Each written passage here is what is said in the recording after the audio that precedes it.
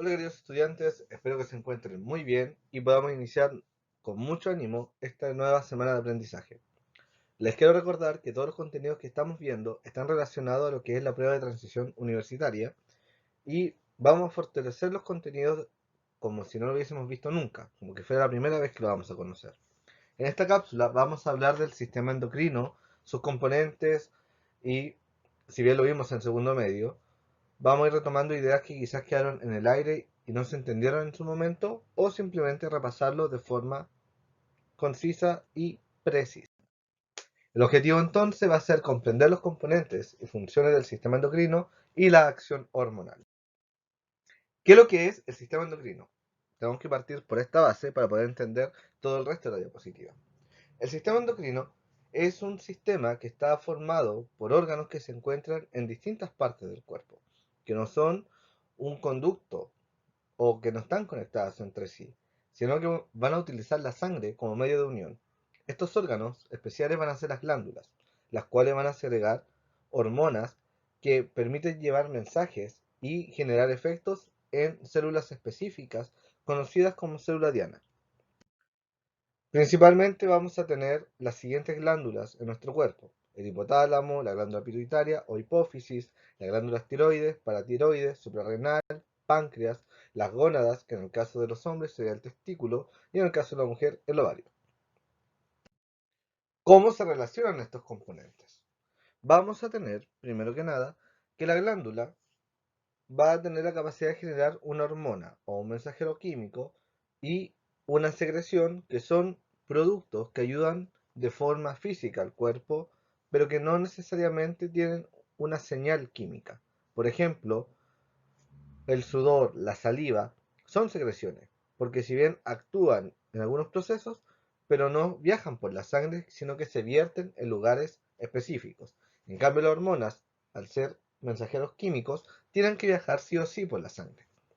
La hormona, como les mencionaba anteriormente, actúa directamente en una célula que se va a conocer como célula diana, o también como lugar específico o final donde actúa la hormona. Y es ahí quien va a producir el efecto final que la hormona tiene que activar. Entonces, la glándula genera la hormona viaja a la célula diana y se genera esta regulación que yo necesito. Pero, ¿quién coordina el sistema endocrino? El sistema endocrino no es autónomo, no se maneja solito. Para esto, quien maneja a todo el sistema endocrino es el eje hipotálamo-hipófisis. Recordemos que el hipotálamo y la hipófisis lo hemos escuchado antes en el sistema nervioso central. Pero en el caso de lo que es la parte endocrina, vamos a tener de que el hipotálamo es quien detecta si es que hay que hacer algún cambio o si se necesita alguna hormona para poder mantener lo que es la homeostasis. Entonces, va a mandar a la hipófisis cuando sea necesario activar a otras glándulas. Lo podemos ver en el siguiente esquema. Hipotálamo genera señales y factores de liberación o inhibición para que la hipófisis lo almacene y lo distribuya o genere propios también. ¿Quién va a recibir estas señales finales? Las glándulas. Básicamente podríamos decir que el hipotálamo es un presidente, la hipófisis sería como un gerente y la glándula el empleado que yo necesito que haga algunas cosas. No es tan difícil de entender si lo vemos desde esta mecánica o desde este punto de vista. Esta imagen es solamente ilustrativa, para que podamos entender un poco más real cómo el hipotálamo y la hipófisis van a mandar a través de distintas señales y distintos elementos a que las glándulas puedan actuar según el cuerpo lo necesite. Ahora vamos a ver en detención cada una de las glándulas endocrinas que componen a nuestro sistema endocrino. La primera glándula que vamos a analizar es la glándula tiroides. Esta glándula se ubica en la zona del cuello, cerca de lo que es la parte media, rondando a la tráquea, y se va a encargar de principalmente producir tiroxina, T4, triotironina, o conocida también como T3, y calcitonina. Estas hormonas, ¿en qué participan en nuestro cuerpo? En lo que es el metabolismo. Recordemos que el metabolismo son todas las reacciones bioquímicas que se producen en nuestro organismo y que pueden ser rápidas o lentas. Un por ejemplo, un organismo muy rápido no va a alcanzar a absorber todos los nutrientes. En cambio, un organismo muy lento va a absorber nutrientes, pero no va a poder ser capaz de distribuirlos.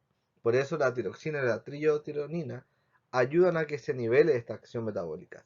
Y además, la calcitonina ayuda en lo que es la recaptación o la devuelta del calcio a los huesos. ¿Por qué razón? Porque el calcio es tóxico para el ser humano. Por más de que nos ayude a fortalecer nuestras extremidades, a darnos la postura, formar los huesos, el calcio tiene que ser trabajado con mucho cuidado dentro de nuestro organismo. Dentro, entre comillas, de las tiroides vamos a tener las paratiroides, que van a producir la hormona paratiroidea.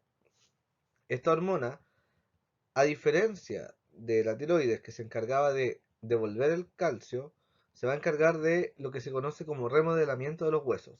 Cuando ustedes han ido creciendo, se han dado cuenta que sus huesos han ido cambiando, se han ido alargando, o las personas que hacen deporte, muchas veces sus huesos se van engrosando para resistir el impacto. Todo eso se produce gracias a esta hormona paratiroidea que va a ser capaz de tomar el hueso y que agarre nuevas formas. Por eso se llama remodelamiento. La glándula suprarrenal se llama así porque, valga la redundancia, está encima del riñón. Esta glándula se divide en dos zonas principales. Por un lado, lo que es la corteza y la médula. La corteza es la parte más externa y la médula es la parte interna. ¿Qué hormonas van a producir cada una? La corteza, el cortisol y la aldosterona, y la médula, la adrenalina y noradrenalina. ¿En qué participan estas hormonas? Principalmente en lo que es la regulación de la respuesta de estrés. Porque cuando ustedes dicen, ay, que estoy estresado, estoy enojado, o sienten que el cuerpo está reaccionando acelerado, es porque estas hormonas están alzando su nivel de acción para preparar el cuerpo ante alguna amenaza. Recordemos que el estrés es una respuesta a una amenaza. Puede ser real o puede ser cognitiva, de la mente. Y además va a participar en el reflejo de huir o luchar, miedo o supervivencia. Ahora vamos a hablar de la glándula páncreas, que se va a ubicar principalmente en lo que es la zona detrás y transversal al estómago. Esta glándula va a tener tres grupos celulares que lo conforman, que se van a conocer como islotes de Langerhans. Estos islotes, cada uno va a producir una hormona distinta. Por un lado, vamos a tener a los islotes alfa, que van a producir la hormona glucagón. Los beta van a producir lo que se conoce como la hormona insulina y los delta va a producir la hormona somatostatina. ¿Qué hace cada una de estas hormonas? Principalmente glucagón e insulina participan en la regulación de la glicemia o, en español simple, como dice la gente, la azúcar en la sangre. En cambio, la somatostatina va a ser la que regula la actividad de la hormona del crecimiento. Una vez que llegamos a cierta edad, si se dan cuenta, dejamos de crecer. Es la triste realidad. Y eso es porque la somatostatina hace de que la hormona del crecimiento no se descontrole. Si se descontrolase la hormona del crecimiento, empezarían a aparecer malformaciones dentro de nuestro cuerpo. ¿Cómo se regula la glicemia? Si bien lo vamos a ver más adelante, en la siguiente cápsula, pero a una idea más o menos a grandes rasgos. Tenemos que el alimento va a producir un efecto de una alta tasa de glucosa en la sangre. O sea, hay harta azúcar dando vuelta por mi sistema. Lo que va a hacer que la célula beta produzca insulina. La insulina va a ir al hígado para que empiece a absorber esta glucosa que está de sobra y la transforme en glucógeno, o lo que antes se conocía como la grasita. ¿Para qué? Para que toda esa energía que está de sobra, porque recordemos que la glucosa da energía, pueda ser almacenada y pueda ser protegida en un lugar donde la voy a ocupar más adelante. Una vez que pasa este efecto y pasamos varias horas sin comer, baja el nivel de glucosa en la sangre. Entonces, ¿qué pasa ahora? Se inhibe la célula beta y se estimula la célula alfa para que produzca glucagón. El glucagón lo que hace es pescar el glucógeno, esta forma almacenada de la glucosa, la desarma y nuevamente libera glucosa a la sangre, de tal manera que se forma un ciclo de retroalimentación, que significa que una cosa estimula a la otra y no pueden estar funcionando las dos al mismo tiempo, sino de que tienen que sí o sí trabajar una primero y luego la otra.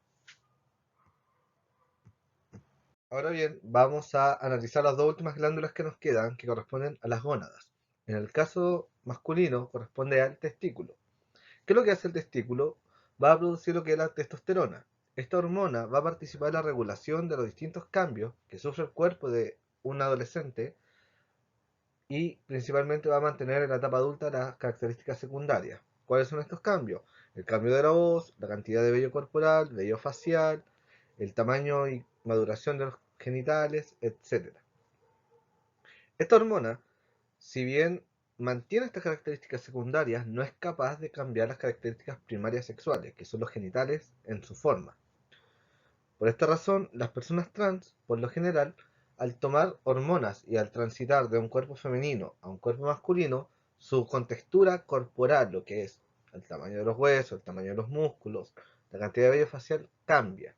Pero sin embargo, si no reciben una operación quirúrgica, podrían mantener eventualmente su capacidad reproductiva, su capacidad gestacional, ya que la, el tratamiento con testosterona hace de que solamente cambien algunas características y no todo el cuerpo del ser humano.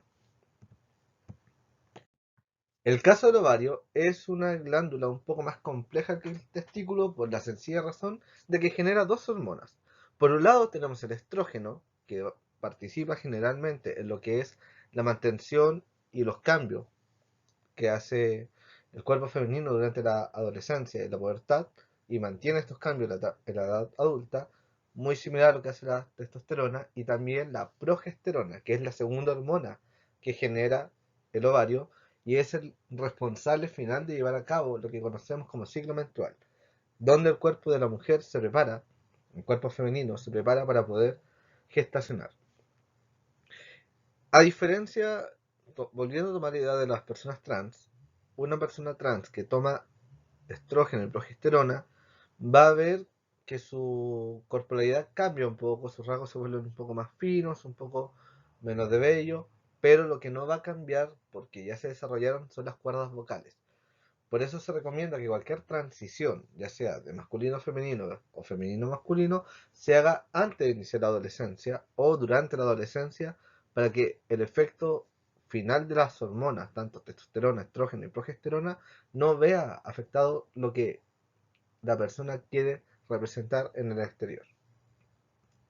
Ya habiendo revisado todas las glándulas del sistema endocrino, vamos a sintetizar toda esta pila de gran información que hemos recibido en esta cápsula. Recordemos que el sistema endocrino regula muchos aspectos del metabolismo, como la velocidad de absorción de los nutrientes, el desarrollo fisiológico, la mantención de las características de este cambio, la cantidad de glucosa que hay en la sangre, etc.